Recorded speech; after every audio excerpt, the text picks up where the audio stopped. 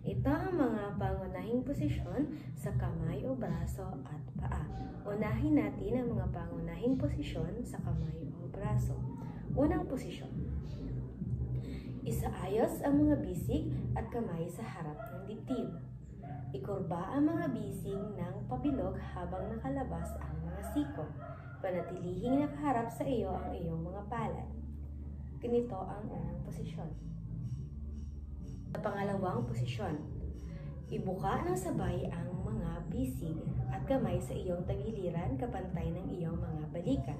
Ikurba ang iyong mga bisig, ang iyong mga palad ay nakaharap pataas. Ito ang pangalawang posisyon.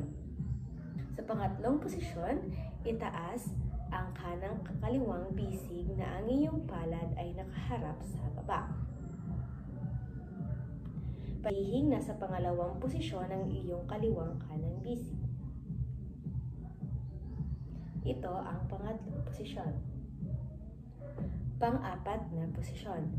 Panatilihing nasa pangatlong posisyon ang inyong kanang bisig. Ilagay ang iyong kaliwang kanang bisig sa harap gaya ng sa unang posisyon. Ito ang pang-apat na posisyon. Muli at panlimang posisyon, itaas ang inyong mga bisig. Ikurba ang iyong mga bisig at panatilihin nakaharap sa ibaba ang iyong palad. Ito ang panglima o panghuling posisyon.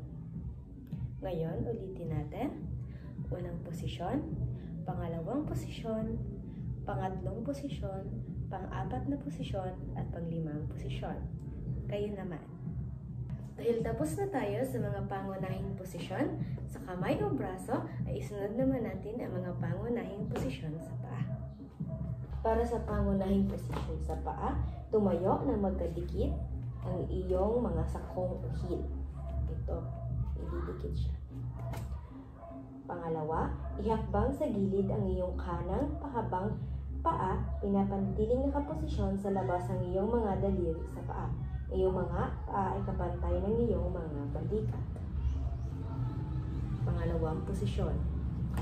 Pangatlong posisyon, panatilihin ng dating posisyon ang iyong kanang kaliwang paa. Ilagay ang iyong kaliwang kanang paa sa arko ng talampakan ng instep ng iyong kanang paa.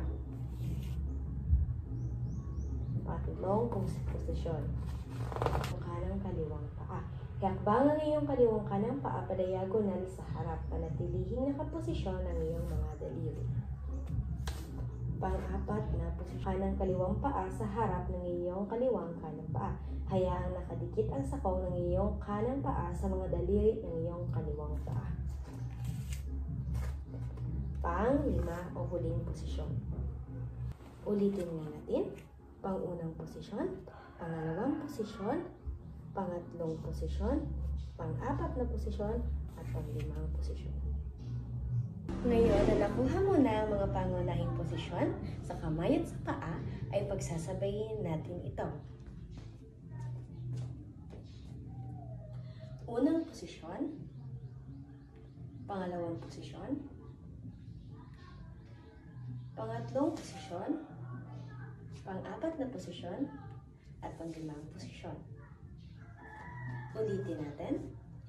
Unang posisyon, pangalawang posisyon, pangatlong posisyon, pang-apat na posisyon, at pang-limang posisyon. Ngayon, mas bilis, mas